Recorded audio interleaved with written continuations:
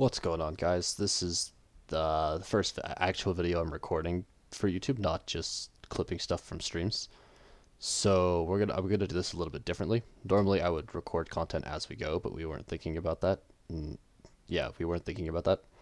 So I'm just gonna go over a team I built with my buddy Lupe from California. Him and I have been testing teams for Series 7 the last few nights, and we finally found a team we actually like and very much enjoy. We're just gonna get rid of all these. Okay, I saw the match. Um,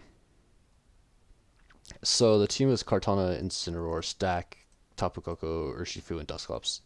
And so the idea is like Stack was our primary sweeper and like initially paired with Helping Hand Whimsicott when we were first doing this team because that was broken and like Max Leaf Blade with Helping Hand would KO most things. Like any of Kartana's attacks, Dynamax with Helping Hand would KO most things and then it snowballs from there. So the idea behind the team was I wanted two Ultra Beasts so we can just snowball with the Ultra Beasts.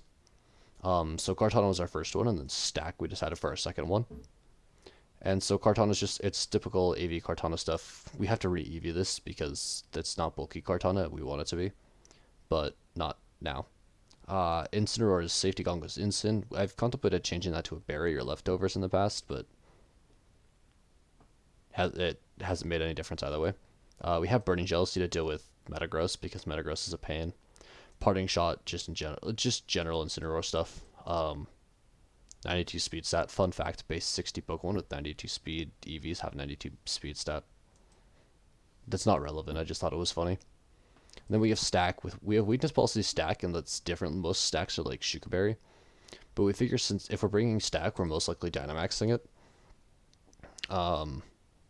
And then like over here in our spreads, again, we're not EV'd for anything in specific. It was just kind of a general like max spread. We are running max defense so that we can, or not max defense, but we are running like a non-negative defense nature and 31 defense IVs. The reason being is because like we already get +2 attack from the policy, and a lot of stacks attacks KO from there anyways. And so the idea is while we're Dynamax, we can use Max Steel Spike from Gyro Ball to power up our defensive buffs, similar to how like Kartana with Max Fight or Nihilego with Max Poison snowballs. Like Max Steel Spike Stack will snowball with the defense buffs from Steel Spike and the defense buffs from Beast Boost. And so the idea here is just Trick Room Stack. We have Tapu Koko because Celesteal is kind of a problem, and on and off we've been switching between physical and special Koko. We've had more success with special Koko than we have physical Koko because Landorus is a problem. So that's initially with Life Orb here. And we have Urshifu. Twist Band Urshifu has really risen in popularity. We have Ice Punch on there just to deal with Landorus, because even Intimidated, Ice Punch KOs Landorus. And then just Wicked Blow, Sucker Punch, Close Combat, general stuff. We decided to do Gigantamax because the G-Max move is better than the regular move. And then we have Dusclops in the back. Just one way. First of all, like Dusclops is a way to enable Trick Room for our team, and then like Will-O-Wisp was a new tech on, not new tech, but it's like an unexpected tech on Dusclops just to again another way to shut down Metagross. We noticed our team really struggled with Metagross. Until we put Dusclops on there, we were losing 4 out of 5 Metagross matches. Now we're winning 9 out of 10 Metagross matches. And then we have Bulldoze as another way to activate policy. Unfortunately, Dusclops is faster, so it moves slower in Trick Room, but it doesn't matter. And then just Trick Room Nightshade stuff, general Dusclops stuff. This is a bit of an old Dusclops set, but I built it defensive to survive +2 max steel specs from Metagross and still be able to get Trick Room up. So yeah, that's the match. That's the team. The reason I'm recording is we had this really awesome match that went very south. We're going to reset this. We had this really great match, and we had a really great idea after we'd already resigned ourselves to the fact that we're losing, and then we got rolled by RNG. So I'm just going to play the match, and then I'll commentate as we go. So the first thing we see is like Moltres. We see Moltres, Mamoswine, Amoonguss, Tapu Fini, Incineroar, and Regieleki, which is fine. Like we've dealt with this team before, and we beat it. And we beat it through Trick Room with Stack. Like Trick Room Stack in the late game, and then beating Metagross with defense buffs in the beginning of the game. So we decided our leads would be. What did we lead? Yeah, so we led Dusclops and Karts. we figured like the Trick Room option was probably better here. And then as soon as we saw the Amoongus, we both realized it's like, we probably should have brought Coco. Just because we know Amoongus is going to spore. And like this turn we knew exactly what was happening. We knew Instant was going to fake out Kartana and Amoongus was going to sport Dusclops. So, but we didn't really have anything to counter that. We don't have ally switch on Dusclops. So that was the only other viable option. Instant's Timid is going to go off. We're going to see their items though, which is nice. It is Focus Sash and Moongus, which is very weird. So yeah, we decided we weren't looking at the items first, so we weren't paying attention. Keep in mind, we're playing at 1 o'clock in the morning. We're both tired, and we both work at like 5. So we airstreamed it, hoping it would KO, not remembering that it was Sash. So that went very well, first of all. Inevitably, we don't KO it. And then he sports Dusclops, and that was... like, this is all stuff we saw coming.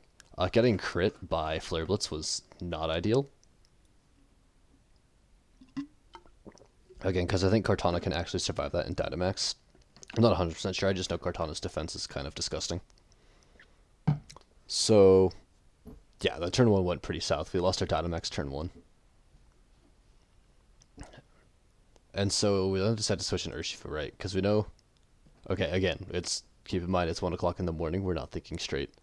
I thought, hey, what a brilliant idea. What if we Sucker Punched Amoongus to guarantee that it goes first? And then locked ourselves into Sucker Punch, so we're always going first, and then not remembering that Sucker Punch has to be a damaging move. So, we've made 2 really stupid plays in a row.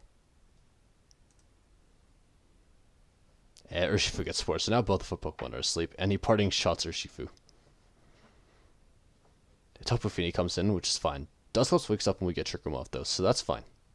So at this point, we're thinking, right, okay, we kind of want Urshifu to go down here. Because if Urshifu goes down here, we get a free switch into Stack, and Stack can probably sweep from here, right?